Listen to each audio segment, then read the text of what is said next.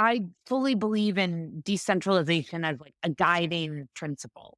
It's Hmm. important making sure that we're building towards progressive decentralization, but that can't be Hmm. at the expense of just like usage. Like if people aren't going to use it, then what's the point, right?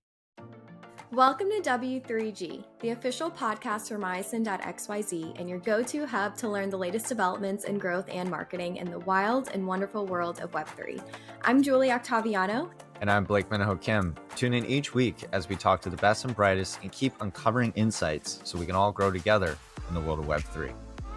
Today we'll be speaking with Diana Richter, CMO and Head of Marketing and Brand at Consensys Mesh, an incubator, accelerator, and investor in Web3 technologies.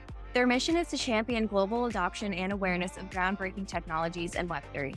Diana is a Web3 and Web2 pro with a multifaceted background in all things marketing, branding, partnerships, and consulting for over 10 plus years, and having recently joined Mesh a couple years ago. We had a great time chatting with her about Web3 marketing, L1 ecosystems, DAOs, and just what it will take for mainstream brands to adopt Web3 as we progress through this bear market. So without further ado, let's get into it. Here's episode 4 with Diana Richter. I always like to start off by first kind of learning more about your background and your origin story. So with that being said, would love to know kind of what led you into brand marketing and then eventually, I guess, Web3. Cool. Yeah. So I worked in a bunch of places before I ended up here and started in music. Actually, my dream job was to work for a Live Nation or an AEG. I wanted to book Coachella. And so I went to work at William Morris, which is now known as Endeavor, one of the biggest talent agencies in the world. And I literally got my start pushing a mail cart and delivering mail to agents. If anyone has watched Entourage, I was Lloyd. That was what I was doing. And it was so fun, so formative. And while I was there for 3.5 years. I ended up spending the bulk of my time in a department called branded lifestyle. And that department represented lifestyle talent. So basically anyone you see on the Food Network, a lot of morning TV hosts, anyone who could be considered working in the lifestyle space and for what they do. So a lot of fashion, food, etc. And the core of their business outside of television was licensing deals and branded partnerships. And that was how we were going to focus on scaling and building their business. And I loved doing that. I loved thinking about, okay, we just signed a new IP that could be, let's say, a fitness brand. How are we going to blow up this fitness brand to expand beyond just the New York City Tribeca Upper East Side market? You can infer what brands I might be speaking about just based on that. And I quickly realized Yeah. that working on a talent agency was fun, but I wanted to build partnerships and strategic partnerships, especially. So I got my MBA, which I know is something you're not supposed to talk about in Web3, but I did it and I don't regret it. And that opened a bunch of new opportunities for me, which included working at Yeah. venture backed D2C brands. And that's where I officially became a marketer. I went to business school with no plan in mind. I was just like, I want to partner cool people and cool projects together. What's going to be the job that's going to help me get there? And that ended up being brand marketing. So I worked right out of business school at a company called Eloquy, which is a plus size fast fashion brand that ended up selling to Walmart. And I started focusing on partnerships and then evolved that into leading brand marketing. They had no brand strategy, no customer loyalty strategy, no partnership strategy. There was nothing. They had built their business on a really, really brilliant performance marketing program, which was hyper Hmm. effective and did an incredible job. But eventually, a year, 2 years in, and this is even back in 2015, it only can take you so far. You need to start to invest in your brand and develop an emotional connection with Yeah. your customer. So I did that for a few years, moved on to a company called Maisonette, which was another early stage venture backed brand, and did something similar also in e-commerce. And after 5 years in e-commerce, I was like, what am I doing? I don't want to sell things to anyone. People don't need more things. Yep. the opposite of that. So And many I was, things. Yeah. yeah, I was so burnt out. And, I think a problem that we probably have all seen for those of us who worked in like the D2C era, direct to consumer, Yeah. um, Hmm. is that as much as you say you're building a brand, you were so driven by top line revenue growth, and that mandated a certain Yep. promotional strategy. And it's like, okay, what's the Yep. offer going to be today? And that's really dilutive of building a brand. So I Yep. found that very frustrating. Quit and started to consult and took my time to figure out what I wanted to do next. And on the way to my current position at Mesh, I worked Lyft, I worked in healthcare, I worked with Sol de Janeiro, one of the biggest beauty brands sold via Sephora and other places, in beverage, all over the place, always consumer first, trying to figure out who do I want to Mm. work with? Where do I want to be? I know if I stay in e-com, it's going to pigeonhole me. And I was Yep. really, really lucky because a friend of mine, a dear friend, happened to be married to the general counsel here at Mesh. We started talking. They had Ah, never nice. had a marketer as a new entity. And I can kind of get into Mesh versus Consensys software. But the Mm. newly formed Mesh at the time had no marketing talent, no marketing team or structure. Hmm. And they were like, "Do you want to go on this wild ride with me and with us?" And I knew nothing. And now I know a lot. And it was exactly what I was looking for in terms of, Too much, maybe. yeah. Oh, I mean, not, yeah, too much. And the more you know, the less you know, as I'm sure we all feel day in, day out. But yeah, I was just excited to work on something that's actually having a real impact and changing consumer behavior versus having to convince people to change their behavior, Hmm. not in a way that's going to make their lives incrementally better. Yeah. So I guess to your point, we definitely want to dig into what mesh is because I think it's in such a unique position. And I definitely want to kind of get your take on how it differentiates from consensus because I think a lot more people are aware of consensus versus mesh. But before we do that, I do want to kind of just backtrack on you moving into the Web3 space via mesh, right? Taking like your experience as a marketer primarily in Web2, D2C, and then eventually finding your place at Mesh. Were you at all dabbling in crypto or anything blockchain related, DAOs, anything like that before Mesh? Or did you kind of learn about this entire ecosystem at the same time that you decided to work in it? It's really embarrassing. I feel like I shouldn't admit this publicly. No, I had nothing. I had a friend. I think like everyone, I had a friend in 2011, maybe 2012, be like, Yep. "We should really buy Bitcoin." And I was like, "Yeah, I'm going to mine Bitcoins." I didn't even know how to use Excel in 2011. So the Like I literally didn't know how to use Excel. Who was I to uh, mine Bitcoin? Obviously, I never did that. Didn't pay attention.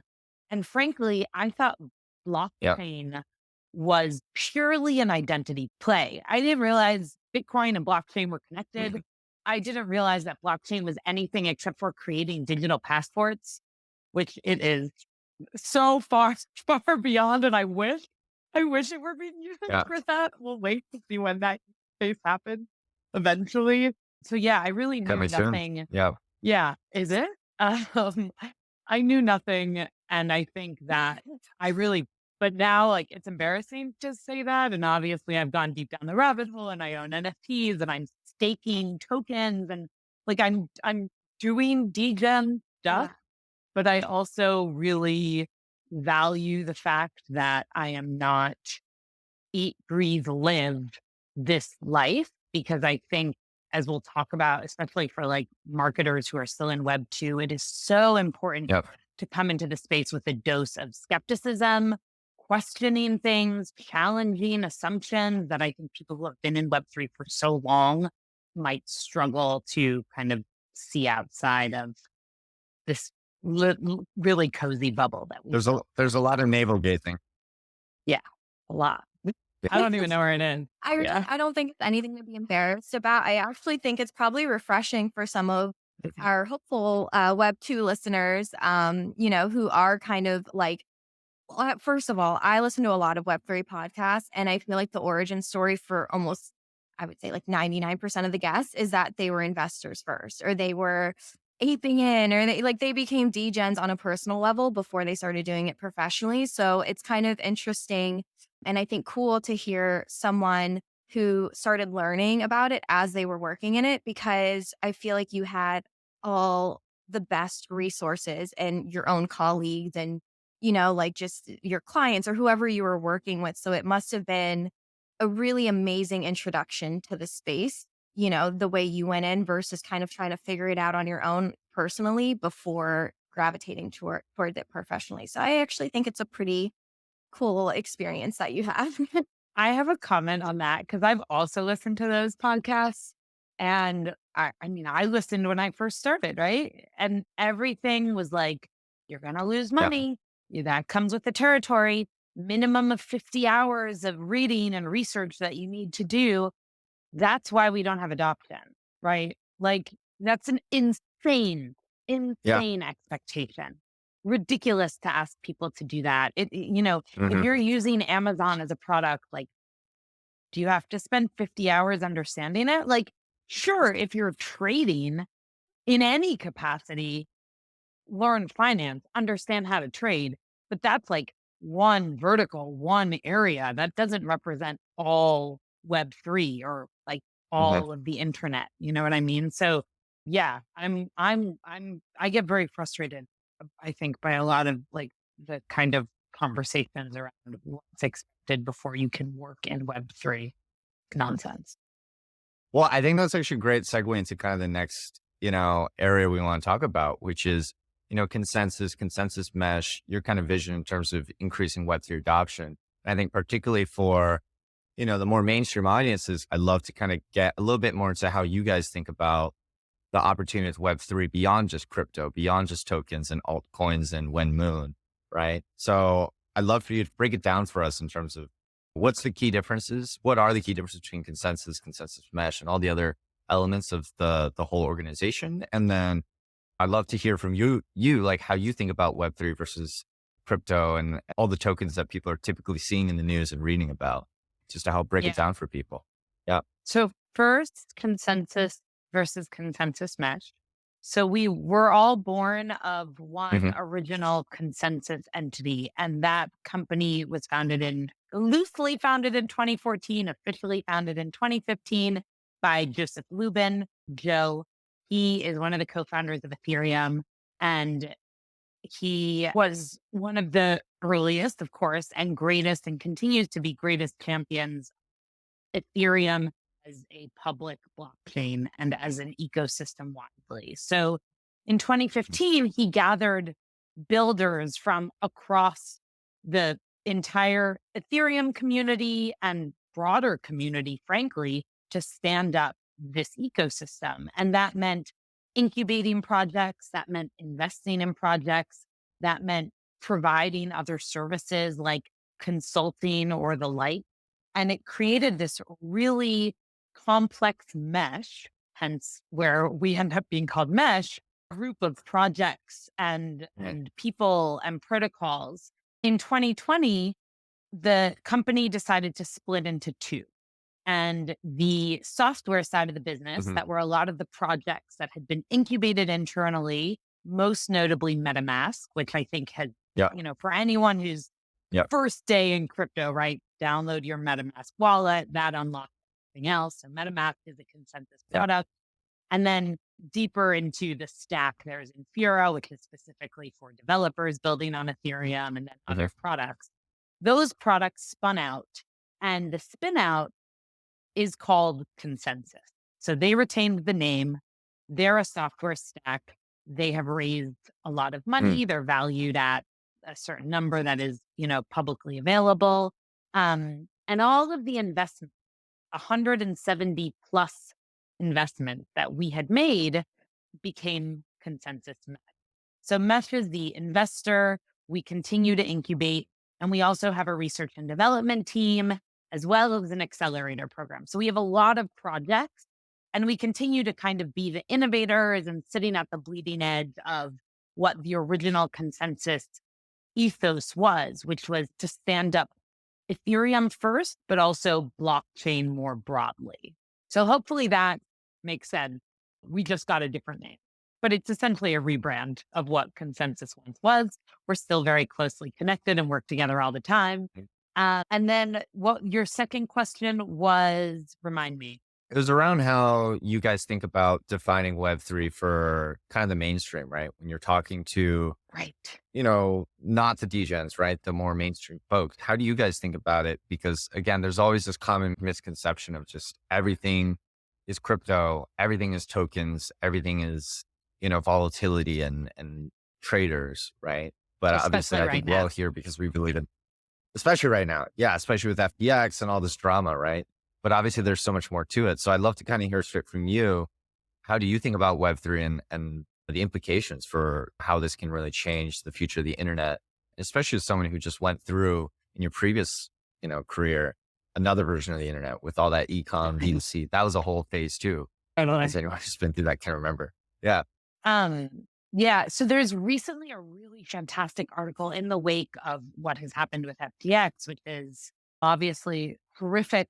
First of all, for the individuals impacted, but obviously, of course, then for the ecosystem at large. And Bill Hughes, who is on the legal team at Consensus Software, so the spin off, the company that spun out of the broader Hmm. in 2020, wrote a really great op-ed differentiating between money crypto and tech crypto. And I had never Hmm. seen that differentiation before, but FTX sat, very squarely in the money crypto vertical, which is all about Hmm. trading, all about Yeah. making money, all about, investing and Yeah. and trying to maximize your return. Mesh is very much in the tech crypto space, which is using this technology to power better systems, better projects, create better Yeah. tools for a huge variety of things.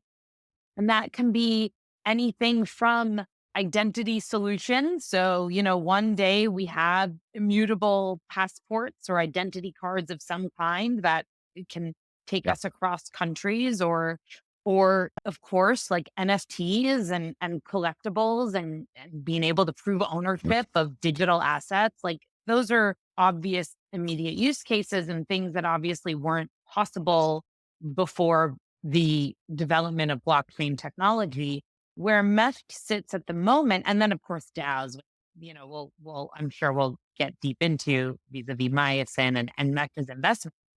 What Mhm. what Mesh is seeing right now is that we really are investing in so many infrastructure projects because it is so Mhm. early. And this is where, frankly, I'm like, I worked in entertainment and D2C, right? Like consumer brand. Yeah. I was never in deep tech. I was never trying to understand, like, how does email work? Or how are my text messages getting sent? Or how is any of the things that are making my life easier? Like, what's the underlying software or protocols that are powering this? Just didn't matter to me. And we are still so much in the phase of how do we power those future application layers that we'll be using day in, day out? So a lot of the companies that met champions like Gnosis, Connect, Starkware, those big projects are infrastructure related. Yeah. There's so much that's happening. It's a good time. Good time. Yeah. That's actually a really good segue into what I was going to ask. I kind of alluded to earlier that our hope is that this podcast reaches a lot of Web2 marketers who are curious about learning about how to do this in Web3 or maybe just Web3 in general, whether they're, a CMO leading a team of marketers or they're just interested in it for themselves. So I guess with that being said, since you kind of come from that Web2 world, as you mentioned, entertainment, D2C, I'd love to hear more about like your experience transitioning from a very traditional Web2 marketing career and partnerships career to doing this in Web3. I guess kind of what are the biggest differences, some of the hurdles, whether it's like having to kind of be a little bit more tech savvy, as you mentioned, because we are in the infrastructure phase, or just anything about your experience transitioning over from current Web 2 state to building for this future Web 3 ecosystem? I think the biggest hurdle is that, uh, especially with where Mesh sits and how, so this is like very specific to Mesh, but I also think to how early the industry is. Personally, there is an expectation on me, but I think broadly on marketers in general that you know everything Hmm. about everything going on in the space. And that's just insane, like totally insane and unrealistic. And I'm sure both of you have this happen where people will reach out to you and ask you for advice on like an exchange, let's say, or like, what do you think about FTX or something that Yep. like you literally don't touch at all.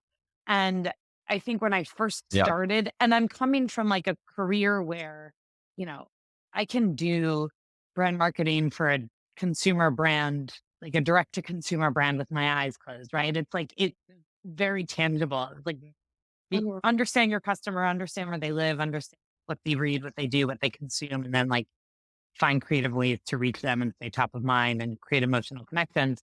And all of those like Mhm. foundational skills are relevant across all of Web3, but we are still so early that Hmm. I have I've cut myself some slack in terms of trying to like know everything. And especially when I Sure. go, like, I'm focused on going to developer conferences, right? Like, none of us, Yep. coincidentally, are in Miami today and tomorrow, interestingly enough, That's all. because there's, a slew of crypto Yeah. people down there. They've taken over Miami Basel, and I was there last year. And that's really fun. But like, I want to go learn new things and push myself at DevCon in Bogota or at DevConnect in Amsterdam last year. And I think going to those conferences has made me realize that like it's okay to not know anything, and a lot of people acknowledge that, but in the Mhm. early days it can be kind of difficult to acknowledge that. But beyond that, I'd say like the foundations are the same. It's like what happens is the tactics change based on your audience. Hmm. And like Blake, we spoke about this Yep. when we first connected, but like Yep. you're still trying to figure out like depending on what product you're trying to sell or like users Hmm. you're trying to acquire, like there's still a reward mechanism. You still need to incentivize them, but you Yep. might be using like different channels to do so. But you're going to learn that by learning about your Yep. customer. So I tend to oversimplify things because I always like to go to like first principles. But Yep. yeah, that's kind of what I continue to stand by. I think it's more just letting go with not knowing technicalities and having to be Yeah. really okay to be like, what is that? And and just adding to that, so I totally agree with that because I think what we see all the time as a marketing DAO, right? When we talk to clients or when we have prospective people coming in, it's everyone wants answers, right? And we'll do our best, but the reality is these playbooks are still being written, right? The playbooks that may have worked for DeFi protocol a year ago, we're in a bear market right now, and particularly within DeFi, liquidity and APRs and all that. That's like really what drives that whole market. So there's only so much like you have to get the conditions are so different that the tools and the playbooks are totally different, even today, just within the past 6 months to a year. Now, on top of that, I think what we're seeing on our own end is there isn't, from a marketer's perspective, like you said, it is still so early. So there aren't that many tools or products even available for like a typical marketer in the same way that there wasn't Web2. So like we just have to get scrappy. We have to figure it out. And we're still learning too. That's the beauty of it. Like we're all still early in the space. So, we're figuring it out. I'm just curious, like how, because I think about this all the time when we have portfolio Hmm. companies that sit across DeFi, NFTs, bridging, Hmm. roll ups, whatever, and I'm like, they're Yeah. such different audiences. And for Hmm. DeFi specifically, like, I don't know anything. I don't know anything about finance. Like, Right. and there's like a certain expectation that, oh, Yeah, because yeah, you yeah. work in Web3, you're supposed to understand DeFi. And I think it's like important to acknowledge actually, Yeah, it's okay that I don't understand DeFi. yeah, I don't understand CeFi. I don't understand finance. yeah. I'm doing my best to learn. But like, how not to like then ask you guys the question, but like, Yeah, yeah. I guess that's the beauty of the DAO you've created because you Mhm, have contributors who can be experts in DeFi, experts in NFTs, mhm. experts in lending protocols or like whatever it might be. Yeah. And that's the beauty of it, right? Like the way we describe the DAO for my set, at least all the time is what we're really just trying to do is create a global curated network, right? A mesh network, perhaps, of the best Web3 marketers from around the world. And yeah, like you said, there's nothing that's stopping us from saying, hey, you're a DeFi expert, come on in. Like we have a DeFi project that we're trying to work on and just assembling experience. So we're actually talking to a very large DEX aggregator. I won't say their name. Hopefully we're close to the finish line, knock on wood. But when we were talking to them, they're like, what kind of DeFi experts do you have? And so when we just went and pulled people and we did the math, we realized that cumulatively, even though DeFi is only like 2, 3 years old, across all these people who have either been in crypto since the earliest days in Bitcoin, and they've seen the whole journey and they've been DeFi teachers since its inception, or they've just been in it for the past 2 years. It was like cumulative, like 30 years of experience that we could then Wow. bring to the table and saying, hey, these people know everything. And the same thing with, so that's, I think, what gets us really excited about Web3 is the ability to just kind of mix and match and create these networks and actually incentivize and give people ownership so they can actually collaborate and work on amazing things together and help push the industry. I mean, not to stand on my own pedestal too much, but I think the interesting about DeFi particularly is that eventually we need to get to a world. And this is, Diana, we've talked about this a lot, is like to get to mainstream adoption. I think we need to get to a world where, not saying the whole world will be DeFi, right? I think centralized finance will always be a thing. But also I think DeFi will always be a thing, but we need to get to a point where you don't even need to say what DeFi is. There should just be, it should be as simple as downloading Robinhood, but it's just powered on the back end by DeFi. Right. Right. And that's like the world that I think we need to get to. And same thing with NFTs, all this, we need to abstract a lot of this stuff away, most likely. But yeah. Real quick, just to add on to that. So basically, when we were coming up with the concept for this podcast, I would say I'm more like you, Diana, where I'm like a normie, like I'm not a degen. And it's not just DeFi. Like I mean, I have a couple NFTs, but I'm not really, I'm kind of learning as I'm going. Whereas obviously Blake and so many other people in Myosin have been in it, as he mentioned, for a number of years since its inception. And what I love about the DAO, about Myosin, and I guess just the concept of DAOs in general, is that for me, I'm actually not even a marketer, right? But I come from kind of an operations, account management background. But getting exposure to all of my fellow DAO members who are way more advanced when it comes to like different parts of the ecosystem, like DeFi, NFT, like whatever it may be, protocols, tokenomics, all those things, getting exposure via them, and then figuring out how our marketing strategy changes based on the category of the client within Web3. Like you were saying, how we get to, if it's a protocol versus if it's an NFT launches versus if it's like a Web3 tooling, whatever, how we conceptualize the go to market strategy for that. It's really interesting. Like it's honestly for me been such a great learning experience. It's just like sitting back and like getting all that exposure and learning from people who are, I guess, experts in their respective mini fields within Web3. So I love that part about DAOs. I mean, I guess that still could happen in agencies, but I think that it's way more open door and transparent going to like the core ethos of this, whole space. So that's something that I absolutely love that this like space does for people like myself and I like you, like everyone who's just looking to learn about things like DeFi. I guess it's probably important that we figure out how to like market to those people. Well, what I think what's cool is that now I really, really do care because I do feel this like we're all in it together. So even though like Mm, some of these DeFi specific protocols might be so far removed from what I'm working on, or like, for example, yep. I know we're going to talk about this potentially, but like different blockchains. the Yeah. Cosmos ecosystem or Aptos or even Solana. Like, I don't interact that much with those other ecosystems. And it's funny because, like, Yeah. within crypto, I'm like, different world, different planet, different community, different vibe. Yeah. But externally, I'm like, Yeah. no, no, no. Like, we're in this together, Yeah. which I think is like very Yeah. tribal. I That, mean, you see that play out again and again and again in so many, yeah. like look at the US, like Alabama and New York couldn't be more different, but Yeah. America or whatever it might be. So, Yeah. I mean, it's true. Like there's always been tribalism within crypto. I mean, even at the beginning, there are always Bitcoin maxis and their ETH maxis. And then last year was all the alt L1s were starting to pop up. But actually on that, yeah, I would love to kind of dive into like, what are your thoughts on, you know, I think last year was a big year for all these competitors trying to beat out Ethereum and say, we're the Ethereum killer.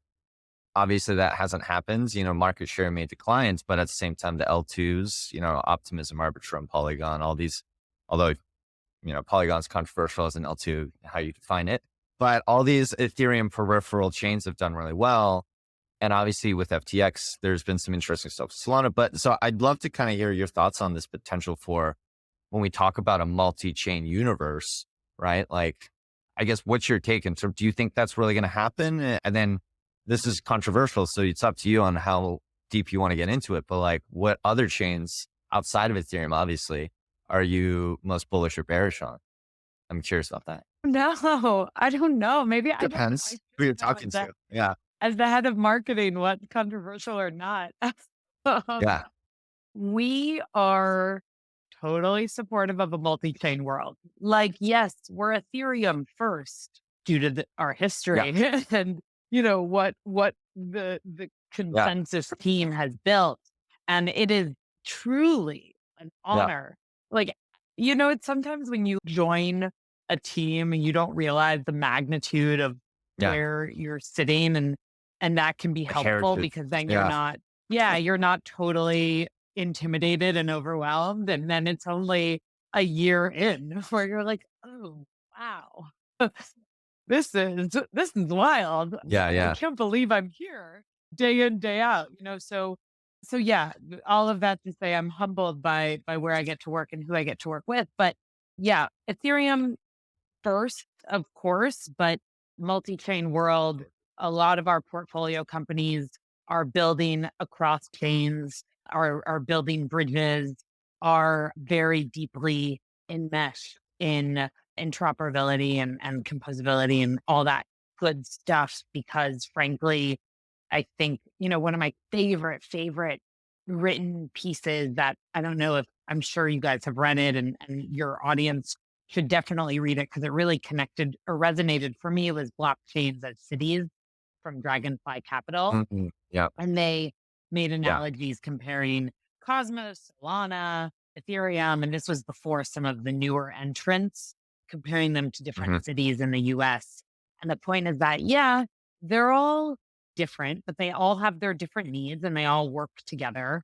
And just as we're seeing across, different communities, they're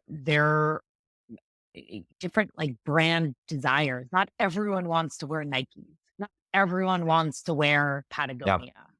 People want and need different functionality. So yeah, totally all for that. In terms of chains that I'm bullish on, it's going to be anything that's EVM compatible, obviously, because I Yeah. do think compatibility is key. I will say, and this is maybe spicy, like, Hmm. and I sometimes get in trouble for this. I fully believe in decentralization as like a guiding principle. It's Hmm. important. Yeah. We have to keep ourselves accountable towards Yeah. creating more decentralized tools and making sure that we're building towards, progressive decentralization. But that can't be Hmm. at the expense of just like usage. Like, if people aren't going to use it, then Yeah. what's the point? Right. And I think that's where like a lot of brand Yeah. marketers and like consumer marketers especially agree. And I get Hmm. frustrated. And like, I talk about this with everyone Yeah. marketer. We're like, yeah, Like Dapper has built some pretty cool shit because they can, because it's easy. They Mhm. can move quickly Yeah. and they don't have to, have they're centralized as all hell and they They can don't just have to do have whatever they 20 want. governance votes and Yeah. proposals and yeah, all these things. And Yeah. like for top shot collectors, that's fine, you know?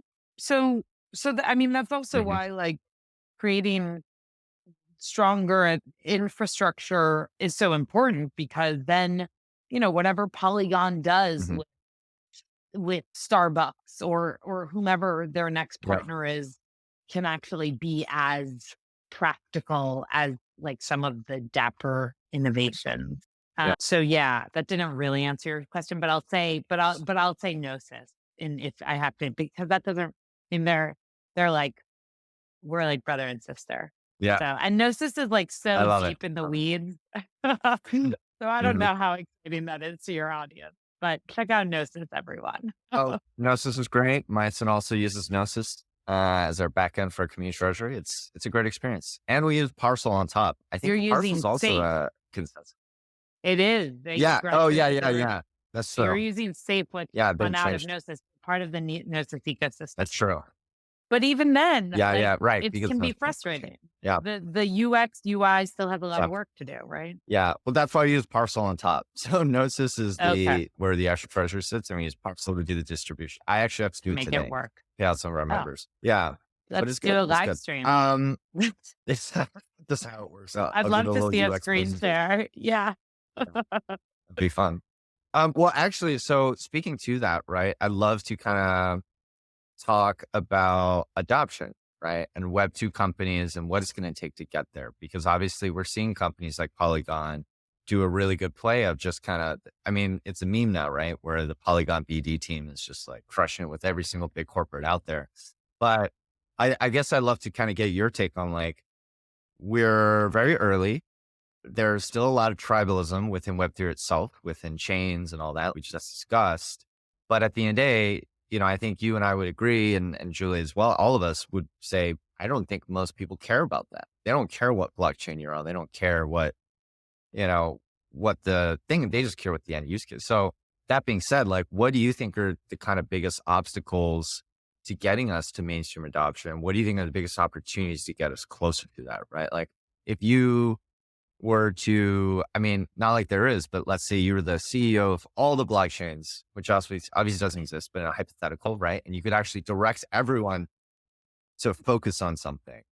What would you tell all those people working within Web3? Like, what's the directive? What do we need to do to get us closer to that? I'm just the Big hairy CFO. question, so Okay. don't worry. I'm Yeah. not, yeah.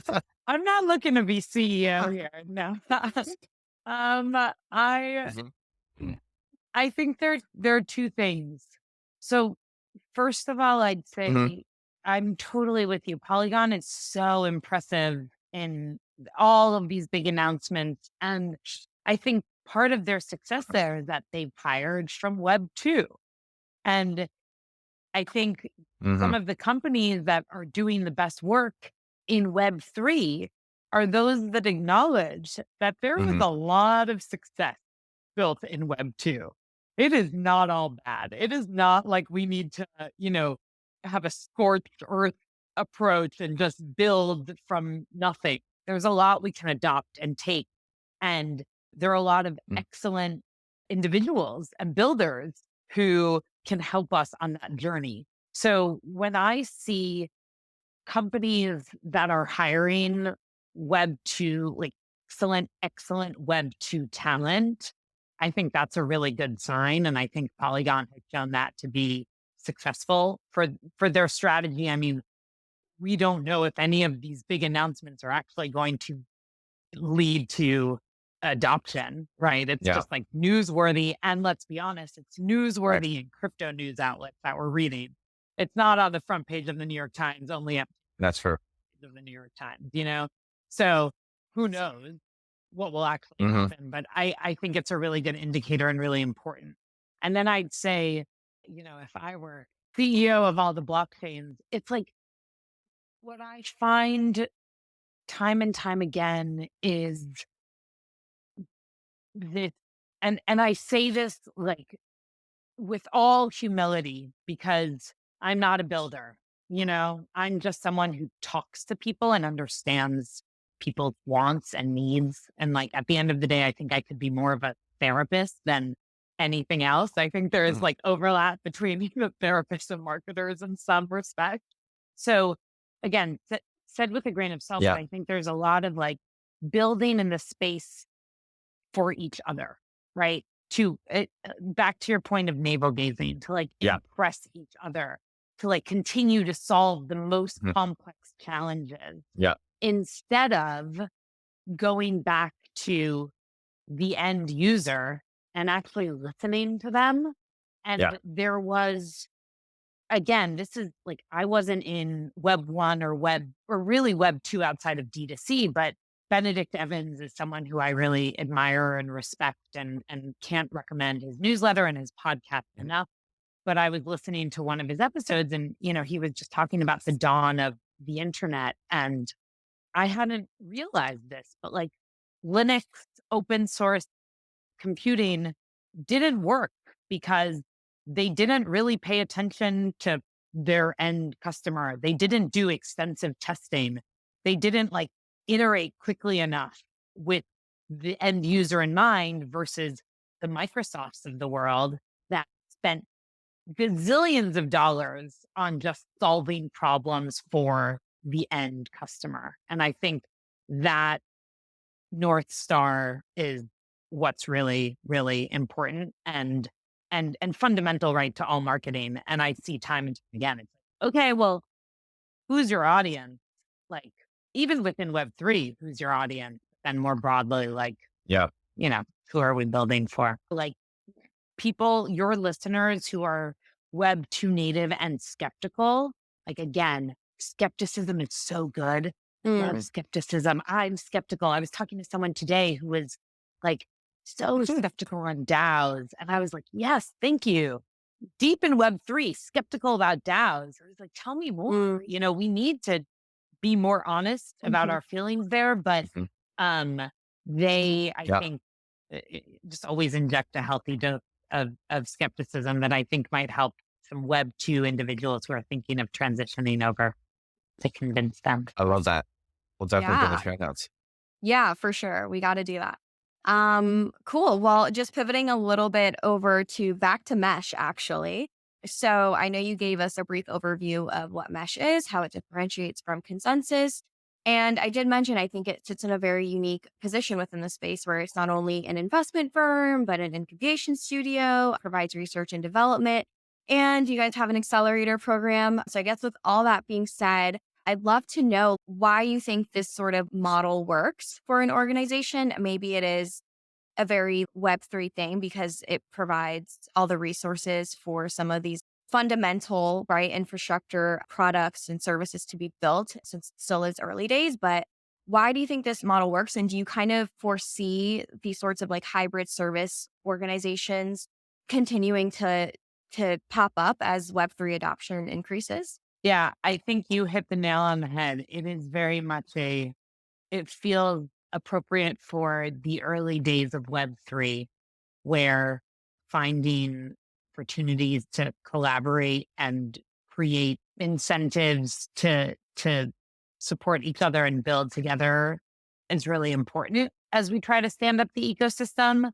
And it's the reason why, you know, consensus kind of existed for so long as this messy sort of place. But eventually, I do think that as Ethereum and Web3 expands, you end up with a kind of end point where hopefully projects become so big they do have to leave the nest. And we saw that with our software team, with Consensus Software. So I'm not sure how how many projects or companies will see like Mesh going forward. I think Mesh is so unique in the support of Joe, in his vision, in his willingness to experiment and desire to support and stand up the ecosystem, that frankly, like open markets wouldn't tolerate necessarily. But I do think you're seeing this kind of melting pot structure across other companies and Web3, like Protocol Labs, I mean, Polygon, Gnosis.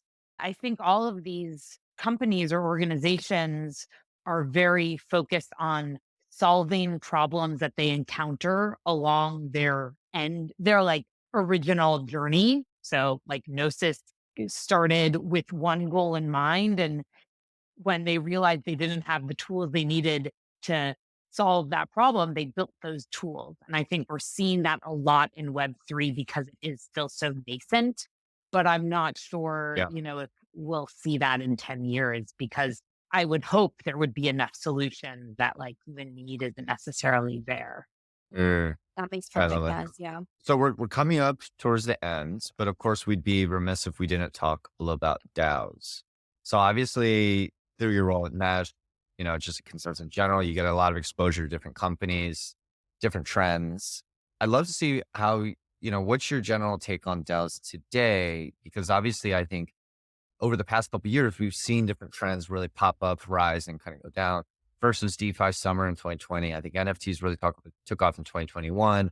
And I think DAOs have been around for a while, but I think they didn't really explode until, I guess, a little earlier than this time last year. So it's been a little over a year now, I think. But what have you seen, I guess, from your perspective at Mesh, but just overall in terms of the opportunity for DAOs, DAOs that get you excited, including Mycin, of course, but then outside of that as well. And what are the trends that you see today? So I, I think in a year from now, the Hmm. questions and kind of the conversations we have about like blockchain and Web3 broadly, we're going to just have around DAOs Hmm. or just have around NFTs. Like even within Hmm. DAOs, there is such a wide range of styles and Yeah. approaches and standards and best practices. And, it is like I mean, kill me for saying Wild Wild West, but like every DAO has a different approach.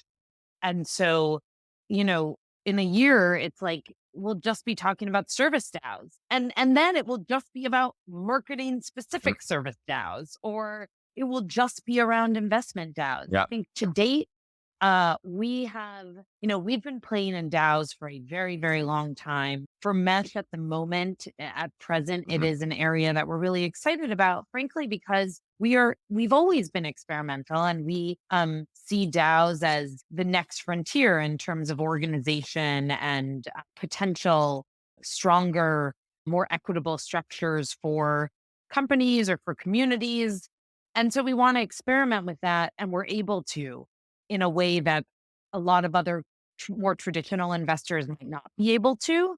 And so, we're doing really cool Yeah. things with a lot of the DAOs we're invested in, including Gitcoin, where I guess I can't Mm. really talk about it yet, but basically we're trying to be a lot more present and participatory and actually bring the Mhm. expertise that we haven't touched, which is operational, legal, marketing, technical, bring that to Mhm. the DAOs that we have positions in, because otherwise, what are we doing? Just kind of like buying just tokens Yep. or having some kind of stake and then not contributing. That like defeats the whole point of a DAO. So we're experimenting with that right now Mhm. across a variety of positions. And we're excited to kind of continue to evolve that. And we'll probably be talking about that soon. But historically, we've really just been participating in like traditional investment DAOs. And I think the Tribute Labs network is one that we incubated. They're the team behind Flamingo DAO, the Lao, Coco DAO, a bunch of others. And Mhm. those are a community of groups of investors, and they happen to have some of the most incredible collections, whether it be equity stakes in Yep. companies or NFTs. But they, like Myosin, are starting to really play in service DAOs.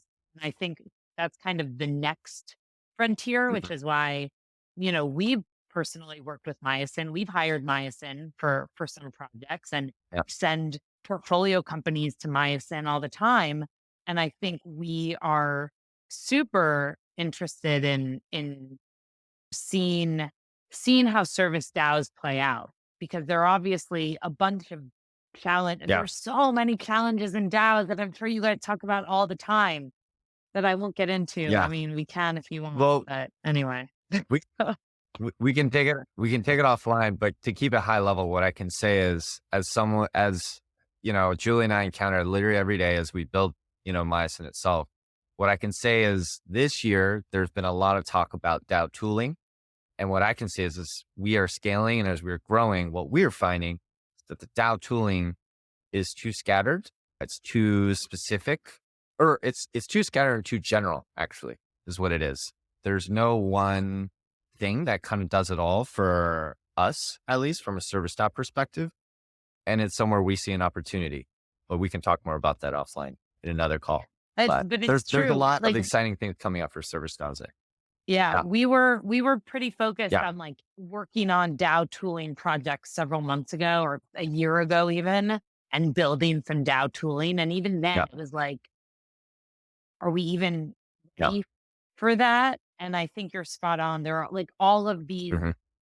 these projects that are focused on very specific or like not really sure like what their product market fit is. Yeah.